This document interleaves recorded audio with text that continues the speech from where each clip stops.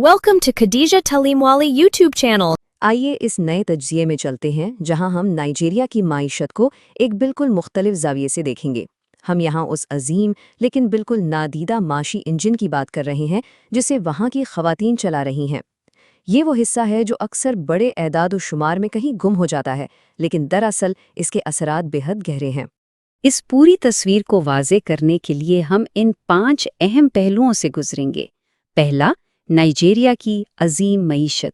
दूसरा, वहाँ का गैर रस्मी शोबा या इनफॉर्मल सेक्टर। तीसरा, इस शोबे में ख़वातीन का गलबा। चौथा, कारोबार को आगे बढ़ाने में रुकावटें। और आखिर में, ख़वातीन की तरक्की के लिए मुमकिना हल। तो शुरुआत करते हैं पहले हिस्से से, यानी नाइजीरिया की अजीम माईशत। ज़रा स्केल का अंदाज़ा लगाइए। 2006 के कौमी सेंसस के मुताबिक नाइजीरिया की आबादी एक हैरानकुन 150 मिलियन यानी 15 करोड़ तक पहुंच चुकी थी, और इस मैसिव आबादी का तकरीबन आधा हिस्सा ख़वातीन पर मुश्तमिल है। किसी भी मुल्क के लिए ये इंसानी सरमाया सच में उसकी बुनियादी ताकत होता है। लेकिन यहाँ एक बहुत बड़ी ज़मीनी हकीकत वाज़े होती है। इस अजीम फीमेल पॉपुलेशन का 70% हिस्सा रूरल एरियाज़ यानी देहाती इलाकों में बसता है। इसका मतलब सीधा सा ये है कि इनमें से ज़्यादातर तबका गुर्बत में ज़िंदगी गुजार रहा है और उन्हें बुनियादी तालीम या हेल्थ जैसी सहूलियात तक रसाई ही हासिल नहीं।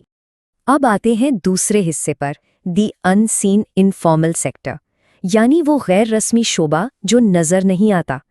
तो आखिर ये इनफॉर्मल सेक्टर होता क्या है? आसान लफ्ज़ों में, ये मईशत का वो हिस्सा है जिस पर ना कोई टैक्स लगता है, ना हुकूमत इसकी निगरानी करती है, और ना ही ये किसी ग्रॉस नेशनल प्रोडक्ट यानी जीएनपी में शामिल होता है। ये टोटली इनविजिबल स्पेस मेहनतकश गरीब आवाम के लिए सर्वाइव करने का एक सर्वाइवल स्ट्रैटेजी है, एक ऐसी पैरेलल इकोनॉमी जो रिकॉर्ड में कहीं नहीं है। इन दोनों दुनियाओं का फ़र्क बिल्कुल वाज़ेह है। एक तरफ फॉर्मल सेक्टर है जहाँ रूल्स हैं, रेगुलेशंस हैं और एक तहफ़्फ़ुज़ मौजूद है। वहीं दूसरी तरफ ये इनफॉर्मल सेक्टर एक बेहिसाब गैर मुनज़्ज़म जगह है जो सिर्फ और सिर्फ गुजारा करने की मजबूरी के तहत चल रही है। यहाँ किसी किस्म की कोई गारंटी या सिक्योरिटी नहीं होती। तीसरा हिस्सा, वाई वुमेन रन इट। ये सबसे अहम सवाल है कि आखिर ख़वातीन ही इस अनरेगुलेटेड जगह पर क्यों छाई हुई हैं। दरअसल कुछ आपस में जुड़ी हुई ताकतें हैं जो उन्हें यहाँ आने पर मजबूर करती हैं। सकाफती रुकावटें, तालीम की कमी और घर की भारी जिम्मेदारियों की वजह से अच्छी फॉर्मल जॉब्स के दरवाजे अक्सर उनके लिए बंद होते हैं।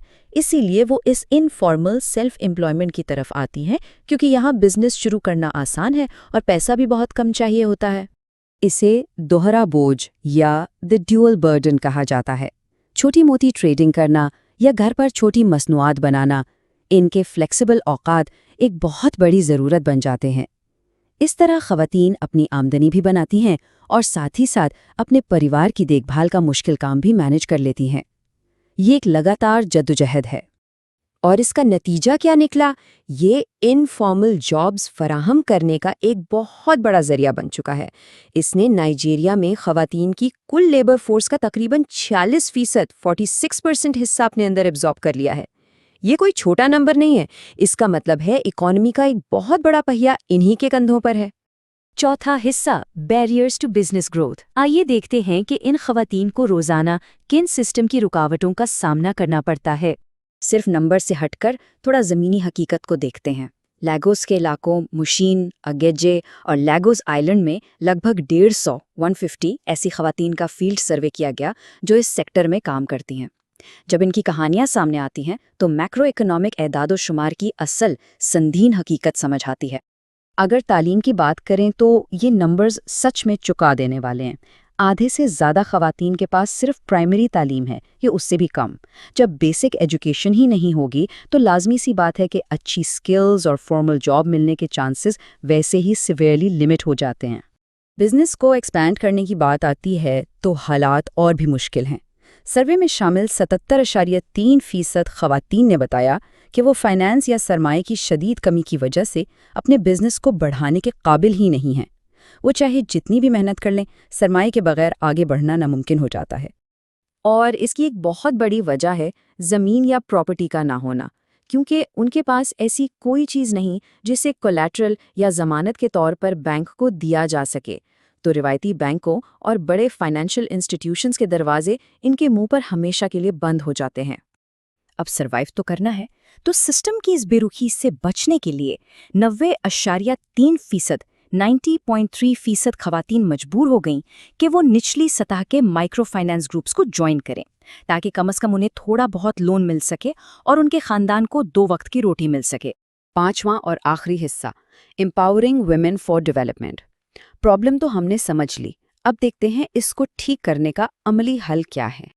اگر سچ میں قومی ترقی کی رفتار بڑھانی ہے تو پالیسی بنانے والوں کو ایکشن لینا ہوگا۔ خواتین کی انجمنوں کے ساتھ مضبوط پارٹنرشپس کرنی ہوں گی، آسان اور سستے مائکرو کریڈٹ کی فراہمی یقینی بنانی ہوگی، اور ایسی پالیسیز لانی ہوں گی جو مخصوص جنسی تعصب یعنی جینڈر بائس کو ڈائریکٹ ٹارگٹ کریں۔ ان خواتین کی محنت کو رسمی طور پر تسلیم کرنا اب وقت کی سب سے بڑی ضرورت ہے۔ تو آخر میں ہمارے سامنے یہ سوال آتا ہے، اگر اس عظیم انفارمل معیشت کو ایسے ہی مسلسل نظر انداز کیا جاتا رہا تو قومی ترقی کو اس کی کیا قیمت چکانی پڑے گی؟ کسی بھی ملک کی آدھی آبادی کے ہاتھوں کو باندھ کر ملک کی ترقی کا خواب دیکھنا بالکل ناممکن ہے۔ ان خواتین کو اکانومی کا مرکزی حصہ بنانا اب صرف ایک سماجی کام نہیں رہا، بلکہ گلوبل اکانومی کے حساب سے یہ ایک بے حد ضروری معاشی قدم ہے۔ Thank you for watching Khadija Talimwali YouTube channel.